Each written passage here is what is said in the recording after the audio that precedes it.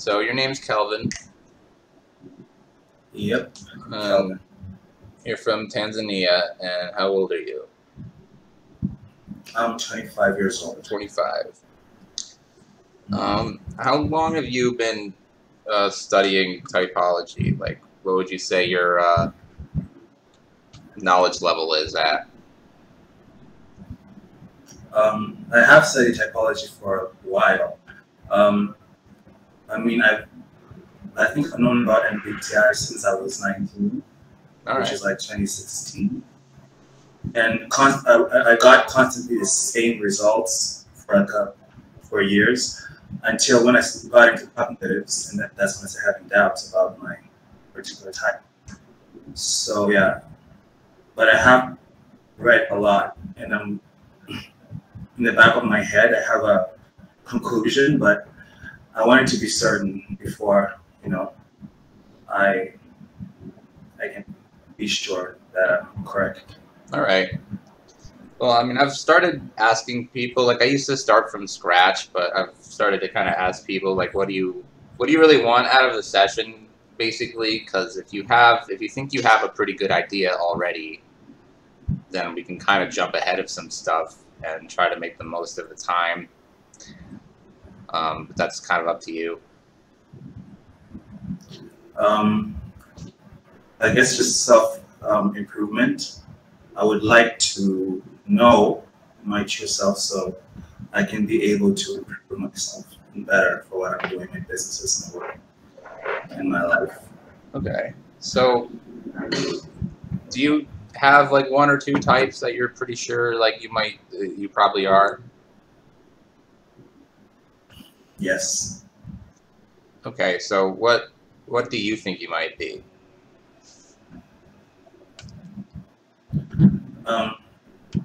For years, I thought I was an INTP for a really long time, but after getting into the cognitives, I realized that I'm not a TI user. So right now, I'm leaning towards INTJ or ISP, typically because I use the same functions together, just in different arrangements. Okay. So, if you don't think you're a TI Dom, but you still think you might be an ISTP.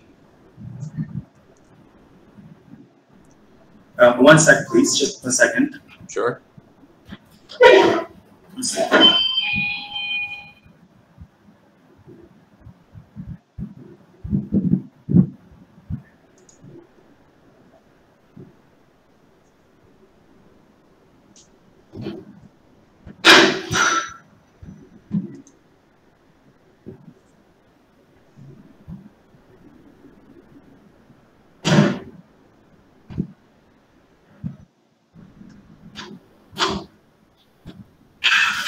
My apologies, I had a guest come over. No problem. So, anyway, I was wondering why it seemed like you had basically just said that you don't think you're a TI user, or at least not a TI dominant, but you still think you might be an ISTP. ISFP. ISFP. Gotcha. Okay. It's a little choppy, so I may miss what you say exactly. All right. So, what were you like when you were a young child?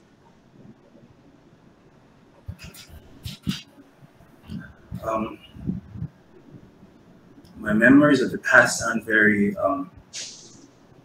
visual, but according to my mother, she used to say that I was very reserved.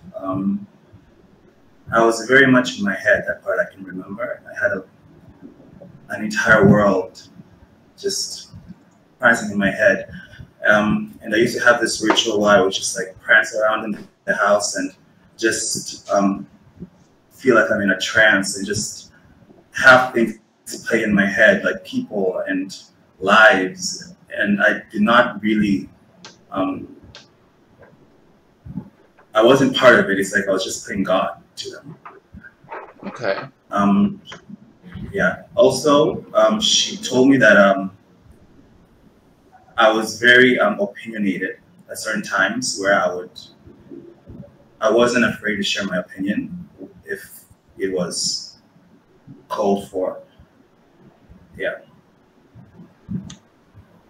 So, do you mean like if somebody said something you thought was incorrect, or just something you happened to come up with that you thought was true? Let me just give examples. Maybe that'll be better. Yeah.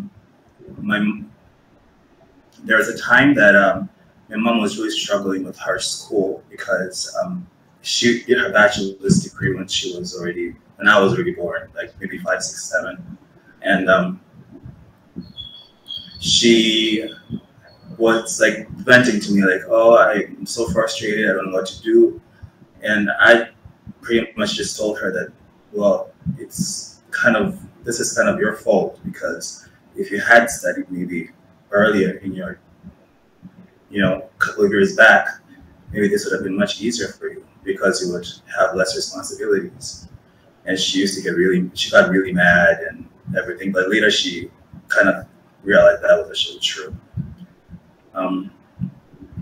There is also another time that my father used to like probably complain maybe about how the food was prepared, and I would just be pushed to tell him that to be more grateful for what we have and that other people have less and we should be more fortunate for what we have.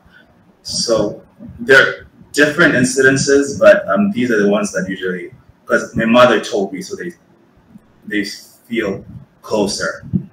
I see. Okay. I guess throughout your childhood, I'm thinking maybe I guess I guess I should ask, how does the public schooling work, assuming you went to a public school in your country? Like here we have like elementary or grade school that goes from like maybe 5 years old to 10 years old, and then we may have like a middle school or a junior high that's like your preteen years, and then high schools maybe like 14 to 17 or 18.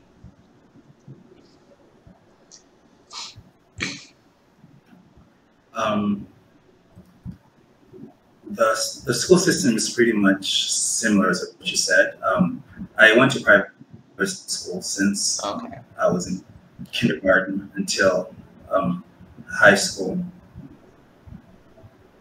So do you want, yeah? So were you at that same school right up until high school? I was in the same school from nursery until the end of my primary school, which is the 7th grade. Okay. Then from the 8th grade to my high school, it was the same school as well. All right. So I'm basically saying, let's say up through your primary school years, what kinds of hobbies, activities did you engage in?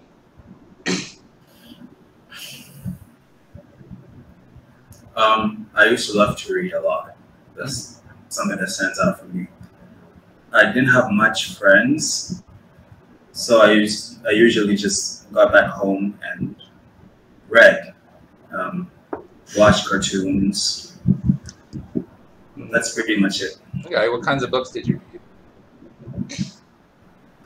At first, I used to read everything, literally everything, to dictionaries and stuff like that. But then, like, I got narrowed down to mostly fictional books and fictional novels, things that were not typically, real. Mm-hmm. Like fantasy, science fiction? Fantasy mostly. Science fiction not very much, but fantasy, fairy tales sometimes, maybe vintage books sometimes as well. Like with, like classics, you mean? Classics, yeah, like Charles Dickens and stuff like that. Okay. Did you have any friends at all? I had several friends. Few friends, but they are school-based. They're not people that I would hang out with after school. Right. It's just like, oh, we hang out in class, and after we're done, everybody goes. Mm-hmm.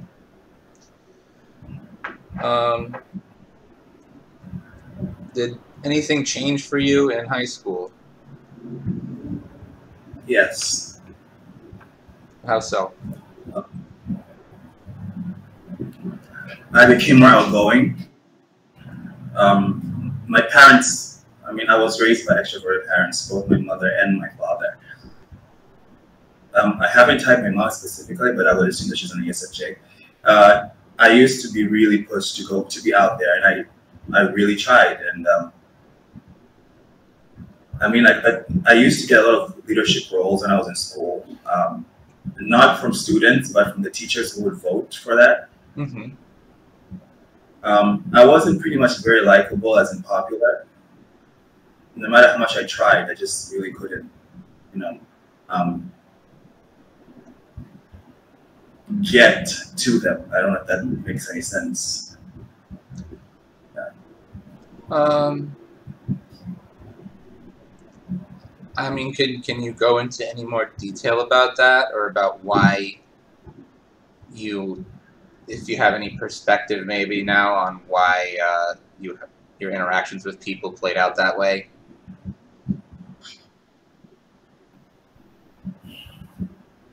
I believe because I wasn't being myself, maybe. I mean, I had this image of what I'm supposed to be.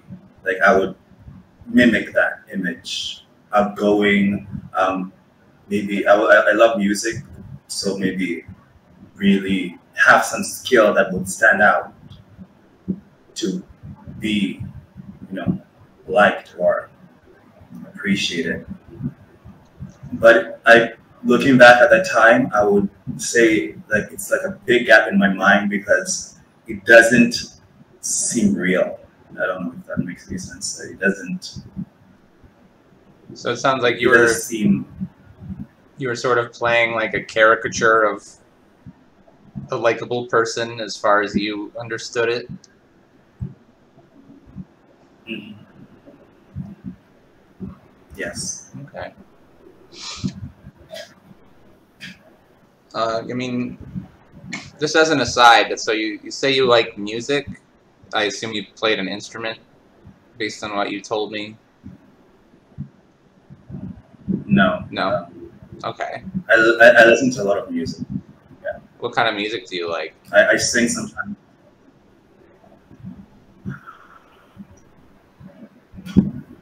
I think it goes everywhere, like from R&B to classic rock. I love adult contemporary music. Pop music, not very much, but mostly rock and adult contemporary.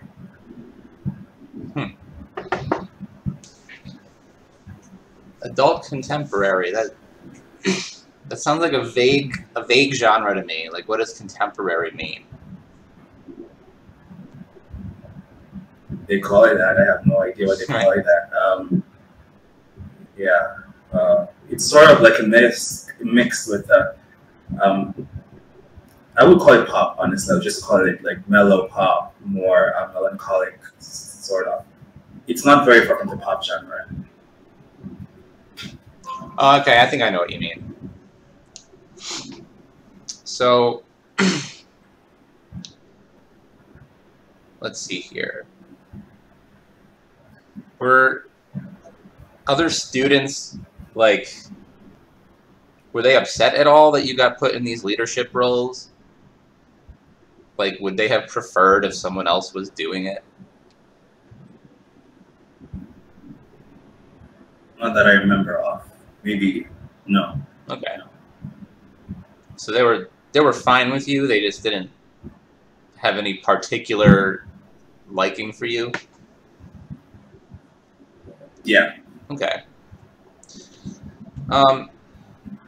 As far as your interactions with people in general, like, would you say you experienced a lot of social anxiety or, I guess, worry surrounding it? Yes. And that's basically just because you were worried that they would basically judge you negatively?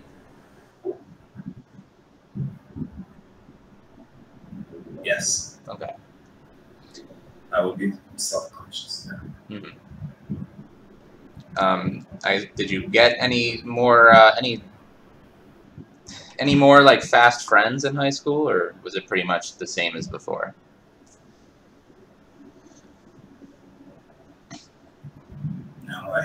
No, I never made fast friends. In high school, it wasn't very different, but I just seemed to click with the same people. Gotcha. That I've clicked all along. No one knew. Yeah. What kinds of people did you connect with? If you can generalize about it.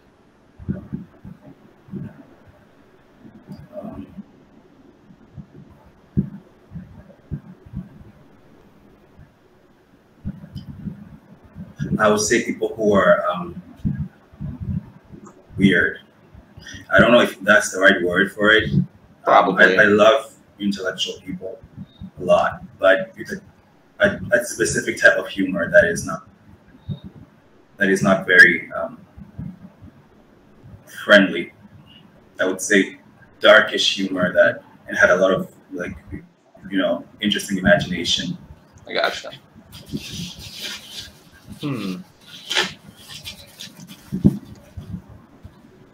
So, are you in college right now?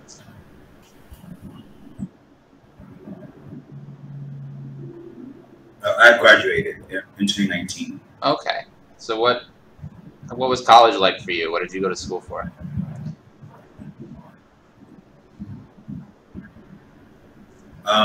Well, I took business and commerce, and tourism, which is an extra course that I took.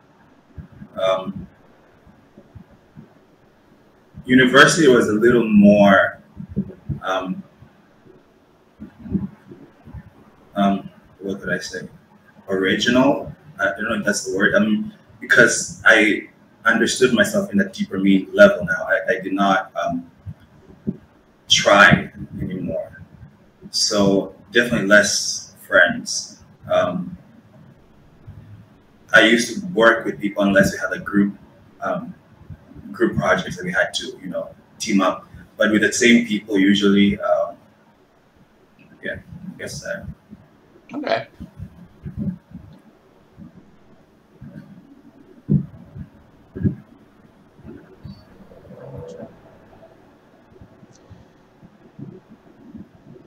Was there any particular reason you decided to stop trying?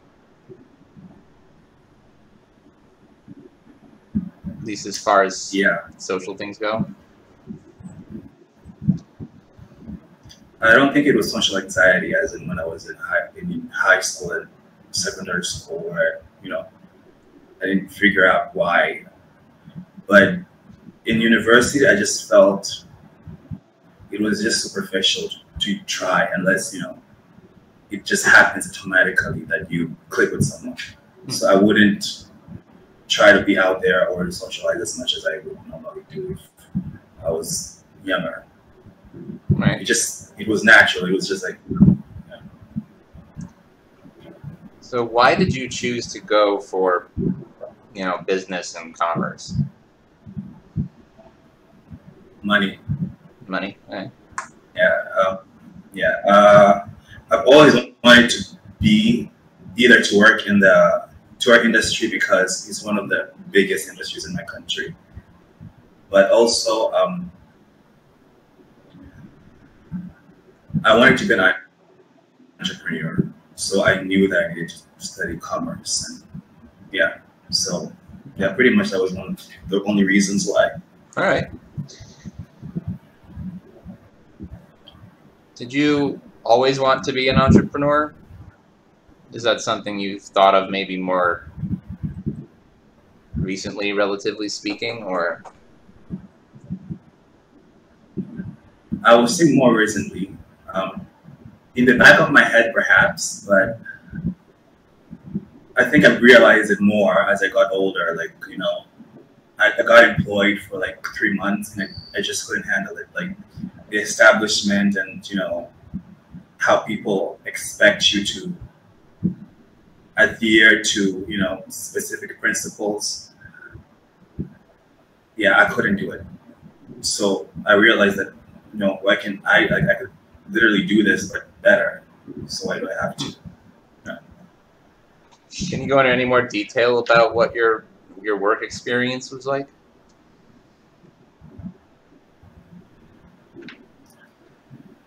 I hated it. I really did. It was a learning experience, one thing for sure. I really learned a lot in terms of, you know, because I was a blogger. That means like I write into like had to be write creative blogs almost every day, 3-4 blogs every single day. Mm-hmm. So it helped me improve my writing skills in a really bigger level. In terms of people that were there, very hypocritical most of the time. You know, people who used to try to, you know, stuck up, and I just did not felt like this is what I want to do with my life, or do this for the rest of my life. So it sounds kind of like it was just like the culture of the workplace that irritated you most. Yeah, I love the job. Yeah. Right. I mean, do you think that it might have been better if you were working somewhere else?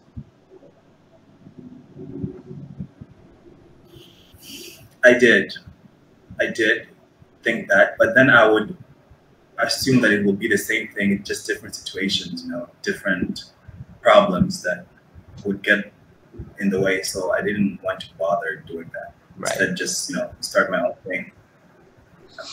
I mean, yeah, starting your own business is great if you can do it. Yeah, I did. Just depending on certain other factors. I know in America, at least, now is a difficult time to own a small business. But why? Just a combination of how the pandemic has impacted the economy and the particular measures that have been taken, you know, to address the pandemic. It almost seems as though things are designed to make small businesses not economically viable, while the largest businesses seem to be gaining record profits, even during these times. So,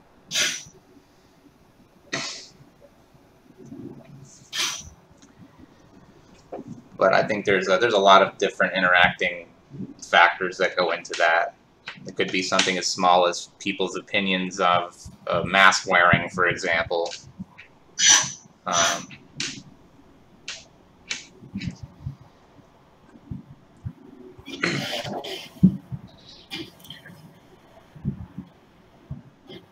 Not to mention businesses just being destroyed with riots and whatnot. But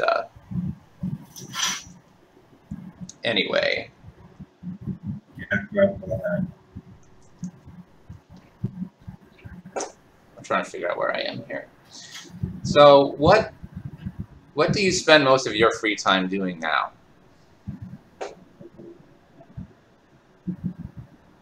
I would say I'm a very boring person.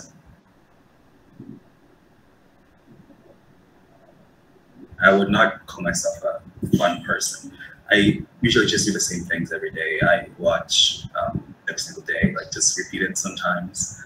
I work from home most of the time. I have different businesses, but usually I do not need to be there. So I'm usually at home and I work from home. Mm-hmm. I mean, what do you do exactly? Just like watch TV? I mean,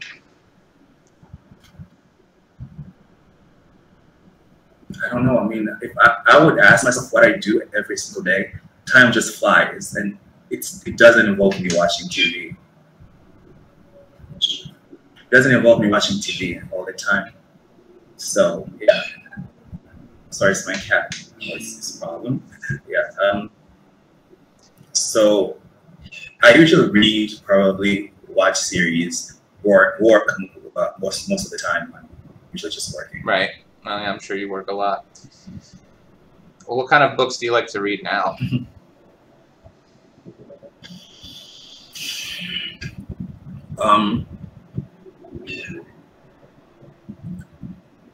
I don't read as much as I say I do. I wouldn't say I'm an avid reader. Like, I would read if I really like the book, story, and everything. Most of the books I've read are maybe like, self-improvement or stuff like that. But I love fiction as well. I would do that when I'm really exhausted and I just don't want to be here. I just want to be somewhere else. So that's how I use my. All right, so just mostly for pleasure or entertainment, I guess. Yeah, most times, I guess. So, I guess, generally speaking, how are you with trying new things? Whether it's an activity or traveling or eating something you haven't eaten before. Could be anything.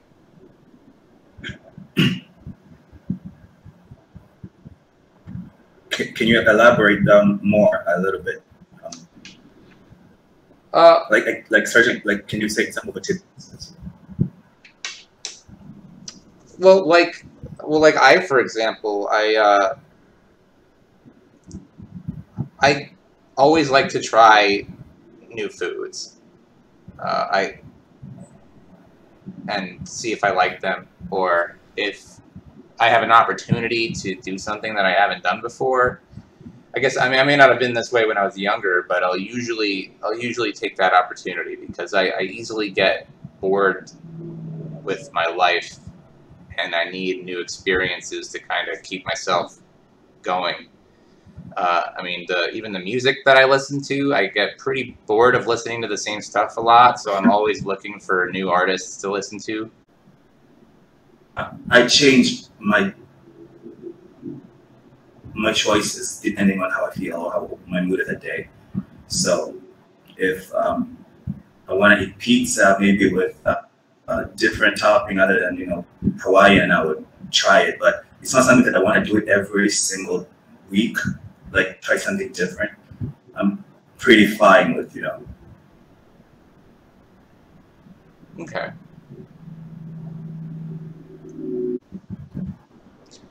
So I guess more importantly, what I'm trying to get at is,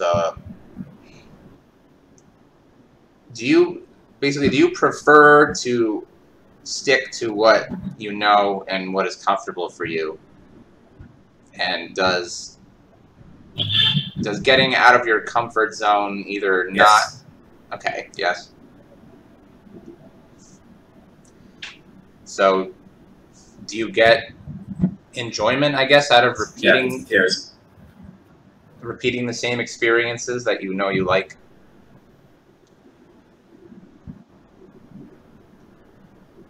Yeah, I wouldn't say like joy, but contentment. Like, I'm fine. Like, I would say that. Okay.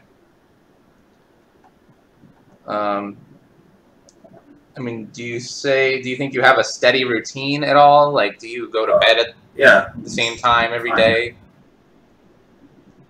Wake up at the same time? No. No? Wait, like around the same timings, like I would sleep really late and wake up maybe around like 9-ish o'clock or so. Okay. Well, and what's really late for you?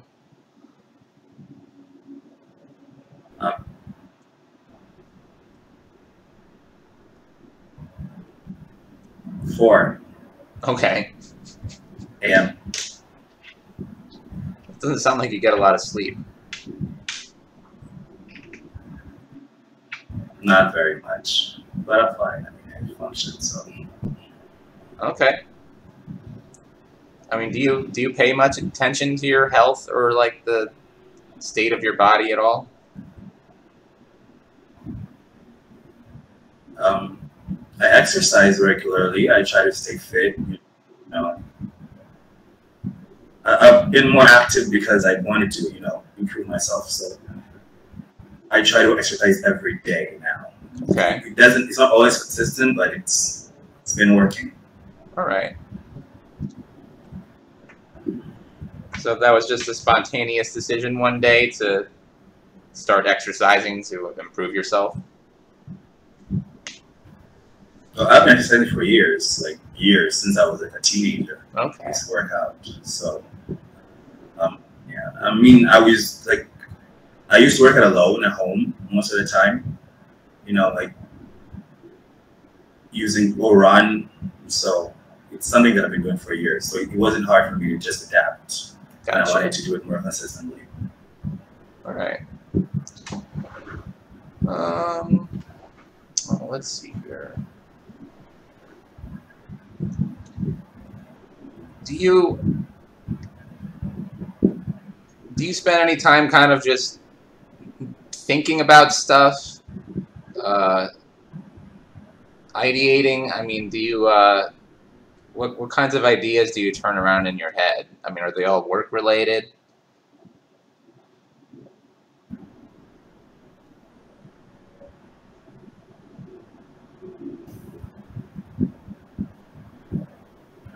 The thing is that I'm not very aware of what my mind does most of the time. That's the funny thing that I always say, that I would think of something maybe that hasn't happened yet. I'm not saying that I'm like always future oriented, but like, for example, this interview, I had I was rehearsing it in my head since yesterday, just what I'm gonna, what kind of questions I might ask and stuff like that. About what I think about most of the time, I wouldn't say I'm scattered. I would think about something and I would, know what it is exactly. But I wouldn't say that my head is always in the clouds. No, that's not true. Mm-hmm. So, is that something you kind of do a lot? Maybe is like, how would I put it? Anticipatory thinking. Kind of thinking about what might happen or what's going to happen or how you're going to deal with it. Yes, even if it's just within a few minutes.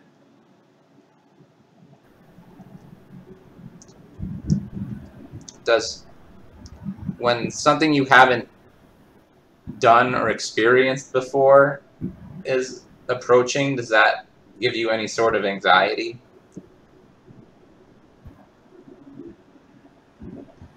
Like yes. Yes. Okay. If it's something you already know about, is it a lot easier for you? And I know it would be like that for anyone, but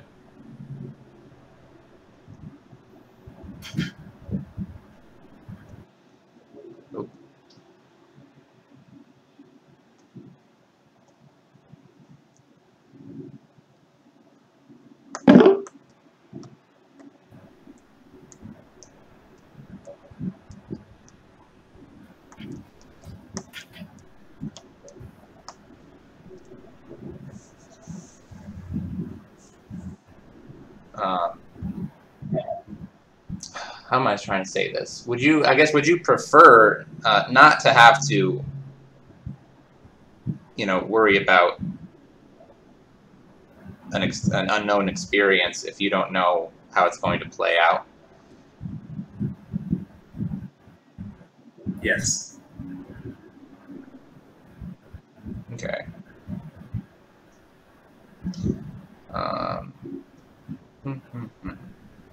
Trying to think.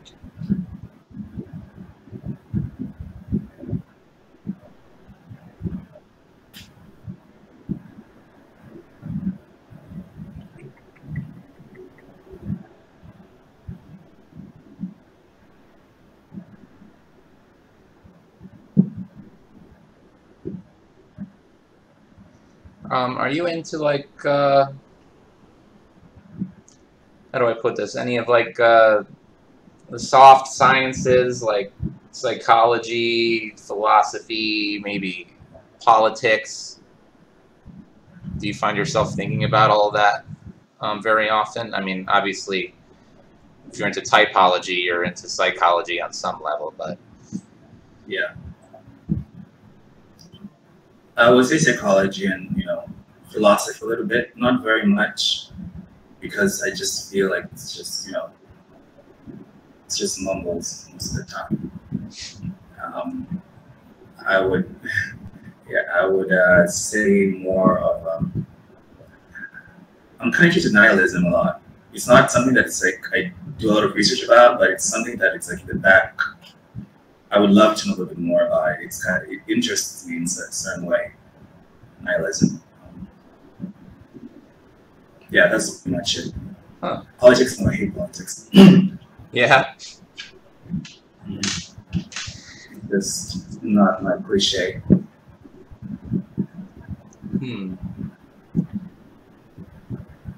Oh, there's not a whole lot to nihilism.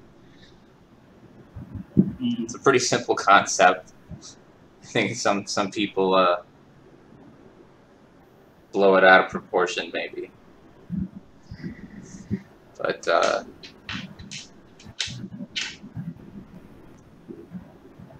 would you say that you are? How do I put this? Would you say that you're like a determinist? I would say I'm a little bit of a slacker, if I would be more honest. I'm pretty lazy, but I just tend to get things done when I have to get it done. Like, I would not rest until I make sure that I'm done and I succeed and get what I want. I'm not always driven and, planner or anything, but it will just be there. Like, I know I have to do this. And even if it's like I said midnight, I will not sleep until I make sure that I'm done. So what exactly do you mean by lazy? Like, if you know you have to get something done, do you struggle at all to get yourself to start doing it? If there's a fixed deadline, then I will just get up. I mean, like, I know that I'm needed to do this right now, but this time I will definitely do it at the moment. But if it's very flexible, I'll probably, procrastinate for a while. But, still get it done before the due date or the due time. Usually before the due date, yeah. I mean, have you ever just not gotten something done? No. Okay. Never. Well, basically, when I asked you if you were a determinist, what I mean is, basically, do you believe that everything that happens in the universe is basically inevitable, sort of? Like, it's just the process of the result of, like, a complex chain reaction of, like, chemical and physical processes, just kind of, atoms banging together. No. No? No. I would not believe that I'm like really complex to that criteria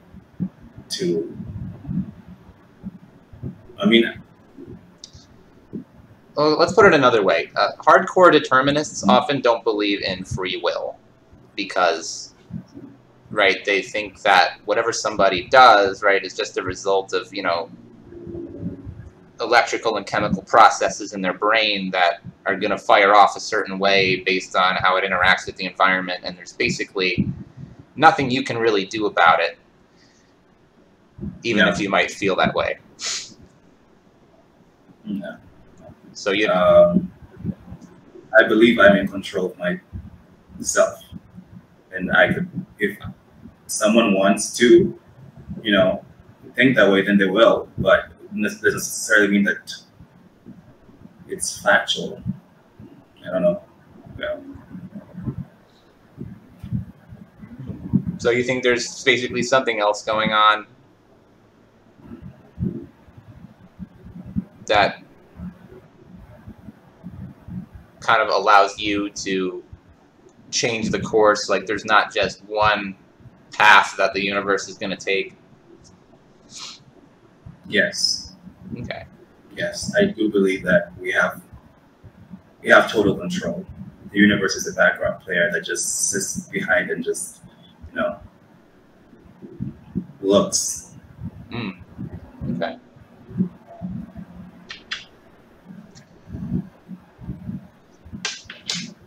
Well,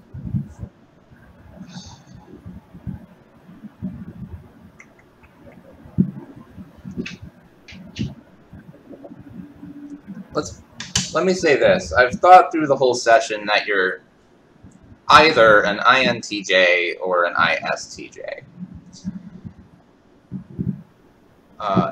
At this point, I'm leaning more towards ISTJ.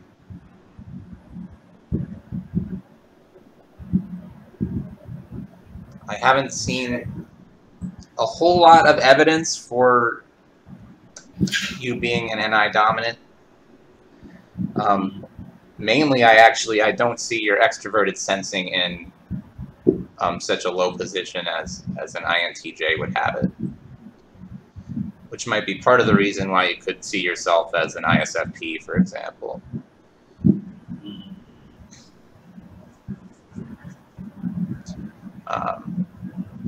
I see the FI going on in terms of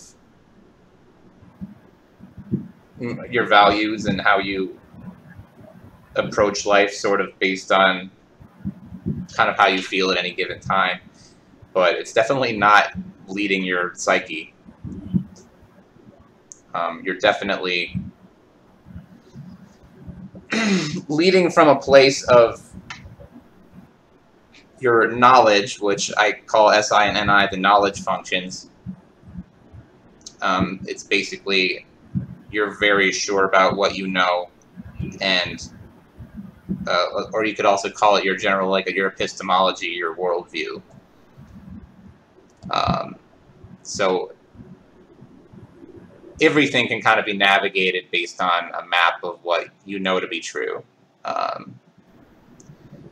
guess someone like me, like an IP type in general, is not as certain or as confident about things, and so it's a lot harder for them to stay on track.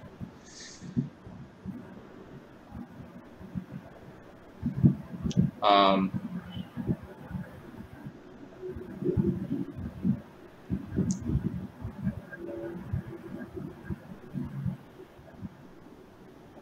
mean, you definitely have a lot of extroverted thinking. Whenever I type an ITJ type, especially ISTJs, when I ask them why they do what they do, they always give me something like, you know, like I want to be successful, or I want to make more money, or like that's what like kind of TE values amount to usually. There's always that aspect of self-improvement. It's very outcome-oriented, productivity-oriented.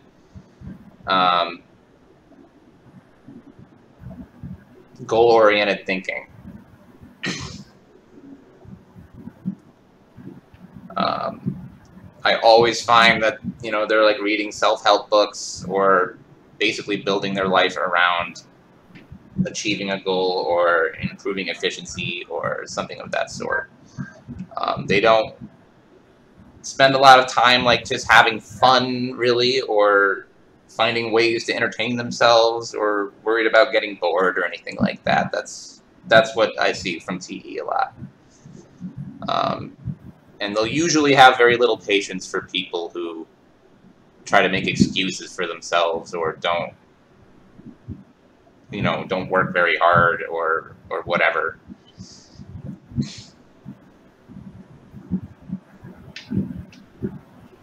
Interesting. I would really agree with you to a really to a really large extent when you said that. I would say that I mean, one thing that really got me doubting about being an SI Dom is because I don't know what can I say. I do not have a specific what can I say? Like I don't have a specific plan, as in planning, like that I would probably do on the regular. But I think I need to learn more about SI because I haven't really dug deep enough. I just started learning about cognitives and a month ago, so I'm still learning a lot. Well, there's the problem with SI. I mean, I guess it's kind of like that with NI too, but there's just a lot of bad information about it on the internet, like descriptions about it that don't really get at the essence of what it is. Maybe just a lack of information in general. If you read like type descriptions, for example, of like ISFJ or ISTJ, you'll basically get a picture of someone so boring that nobody would ever want to identify with it. Nonetheless, statistically speaking, there's a lot of them. So it's kind of a weird contradiction there, where the amount of people who are identifying as those types is way lower than the amount of people that really are those types. I would say something that's probably important to remember is that if you're an SI Dom, there's basically going to be, I would say, a larger variation of how those types present themselves than with any other type, because they're more wholly based on or basically become a product of their individual experiences more so than other types, I would think. Like if you took any two INTPs, for example, they would probably behave more similarly than two ISTJs would.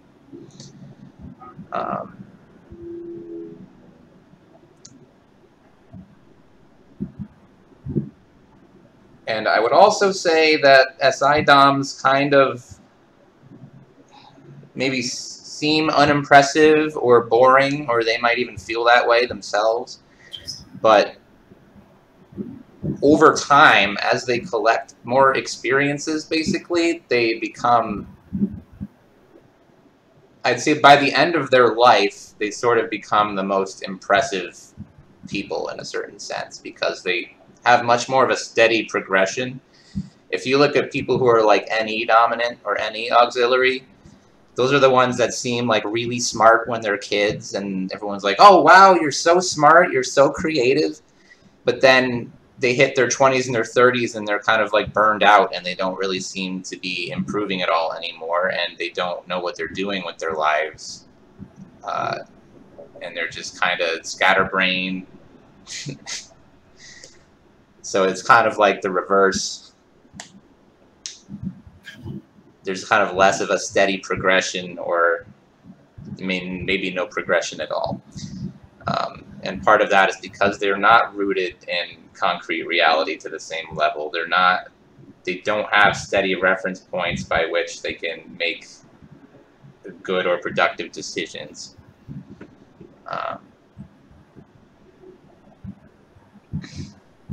I would also say,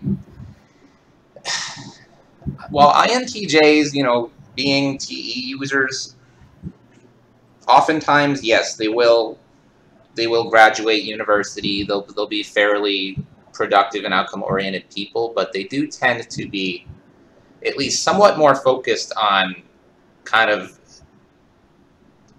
nebulous, abstract things that don't necessarily have any direct bearing on their life or their reality, just by virtue of being intuition-leading people.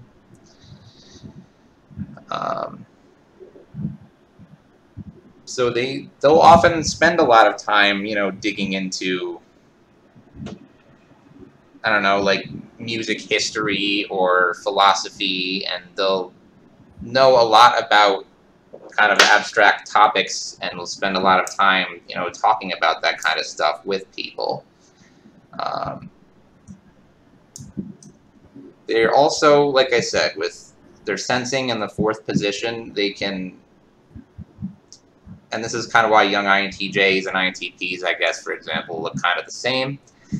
They both find it really, really hard to kind of get out of their computer chair in their bedroom and really do anything with their lives if they don't get on the right track kind of to begin with. NI-DOMs can kind of know what they want to do. Like, they may know from a young age that they want to be a musician, for example. But when it comes to actually taking the steps to get there, they might falter.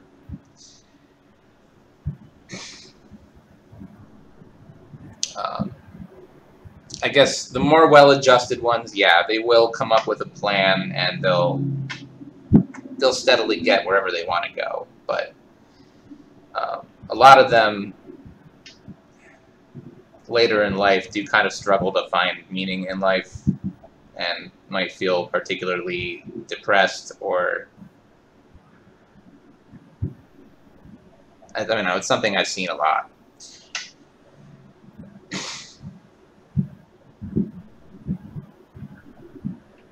Interesting.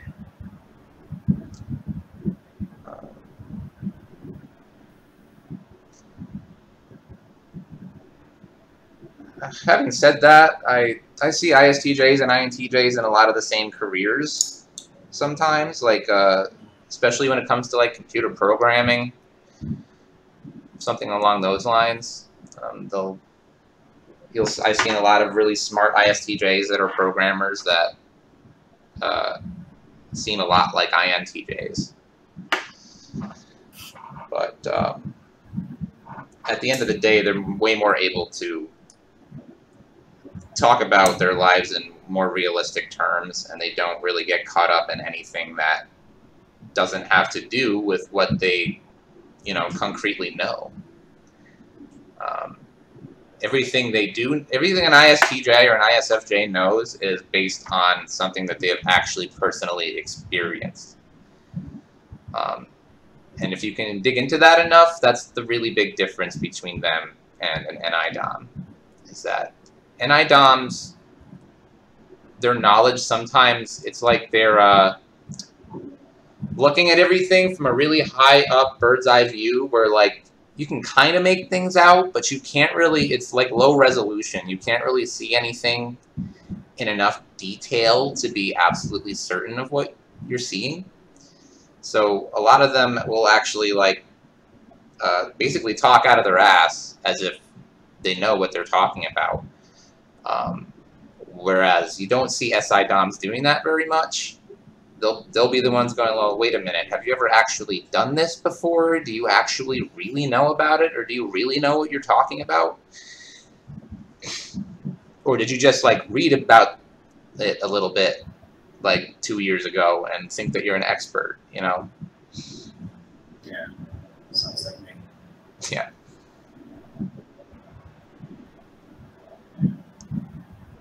Okay, thank you. I will definitely do more research about ISTJs. It was never in my options. That's one thing I'm really, like, you know, surprised. I read a little bit about ISFPs, but I knew, like, that was not me. No, that's not you. That, yeah, at all. INTJs, I was leaning towards that, but I wasn't quite sure.